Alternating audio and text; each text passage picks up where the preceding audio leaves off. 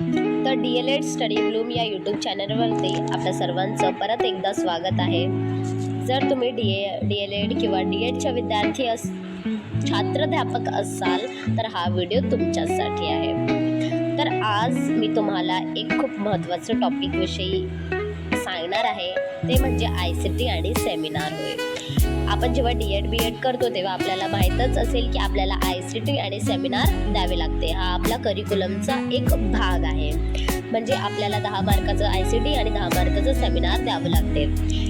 ICT आणि seminar काय आहे तर हे एक प्रकारचे प्रेझेंटेशन आहे, सादरीकरण आहे. आपल्याला एखादं टॉपिक दिलं जाते आणि त्या टॉपिकवर आपल्याला आपली मते मांडून सादरीकरण करावं लागते. तर आज मी तुम्हाला PPT प्रेझेंटेशनद्वारे सादरीकरण कसे करावे याविषयी मी तुम्हाला सांगणार आहे आणि ते कसं प्रिपेअर करावं हे सुद्धा मी तुम्हाला सांगणार आहे.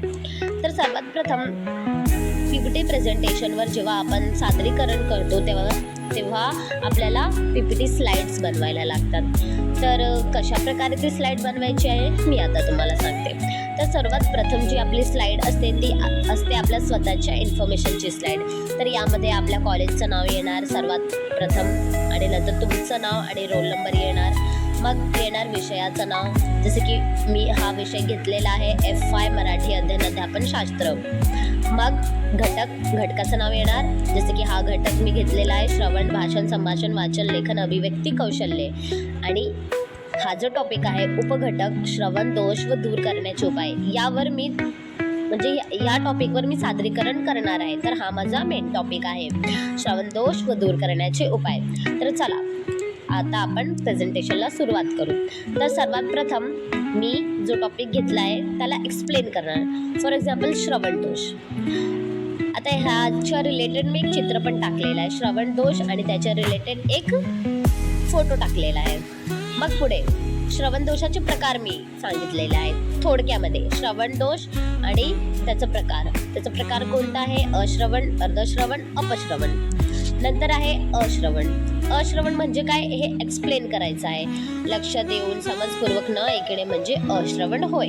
आणि एक फोटो टाकलेला आहे, सिंपल. आपली जी स्लाइड असते ना ती जास्त अट्रॅक्टिव्ह दिसायला पाहिजे, कमीत कमी शब्द असायला पाहिजे स्लाइडमध्ये आणि जास्तीत जास्त चित्रांचा वापर असायला पाहिजे. तर मी थोडंसं एका लाईनमध्ये एक्सप्लेन केलं आहे आणि एक फोटो दाखवलेला आहे. नंतर अवधान वारंवार विचलित होत असल्यास अश्रवण घडते. अश्रवण घडल्यास भाषिक विकासात अडचणी येतात.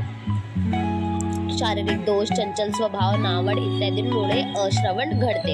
इथे बघा मी जे एक्सप्लेन करत आहे त्याच्या रिलेटेड चित्र सुद्धा टाकलेलं आहे. आता नंतर अर्धश्रवण. अर्धश्रवण काय असते हे एक्सप्लेन करायचं आहे. याला अपुरे श्रवण असेही म्हणतात. ऐकण्याची मनस्थिती नसणे, सहनशीलतेचा अभाव असणे यामुळे अर्धश्रवण घडते. उदाहरणार्थ तो आला नाही ऐवजी तो आला असे अर्धवट वाक्य ऐकणे. म्हणजे इथे तुम्ही जास्तीत जास्त एक्झाम्पल्सचा, उदाहरणांचा वापर करू शकता, जास्तीत जास्त चित्राचा वापर करू शकता. नंतर शेवटचं आहे अपश्रवण. चुकीचे ऐकणे यालाच अपश्रवण असे म्हणतात. शब्दांचे अस्पष्ट, अशुद्ध उच्चारण यामुळे अपश्रवण घडते. यामुळे अर्थाचा अनर्थ होतो आणि भाषिक विकासात अडथळे निर्माण होतात. उदाहरणार्थ द्वार याला द्वाड ऐकणे, बाजी याला दाजी ऐकणे. अशा प्रकारे अपश्रवण. तुम्ही दुसरं एक्झाम्पल सुद्धा देऊ शकता तुम्ही. म्हणजे हे जे सादरीकरण करतात ना ह्याच्यामध्ये तुमचं ओन एक्झाम्पल्स, तुमच्या ओन उदाहरणांचं खूप महत्त्व असते. तुम्ही जितकी स्वतःची उदाहरणे देणार, जितकी म्हणजे आपल्या लाईफच्या रिलेटेड उदाहरणे देणार तेवढा जास्त मार्क्स मिळण्याची इथे संभावना आहे. तुम्ही खूप सारे एक्झाम्पल्स द्या. नंतर आहे श्रवण दोष दूर करण्याचे उपाय. माझं टॉपिक काय होतं? श्रवण दोष आणि श्रवण दोष दूर करण्याचे उपाय. तर माझं श्रवण दोष कोणकोणते आहेत ते मी एक्सप्लेन केलं. आता ते दूर करण्याचे कोणते उपाय आहेत ते मी आता सांगणार. नंतर एक आहे, पहिला उपाय आहे मुलांना शांतपणे व लक्ष देऊन ऐकण्याची सूचना द्यावी. हा माझा उपाय आहे.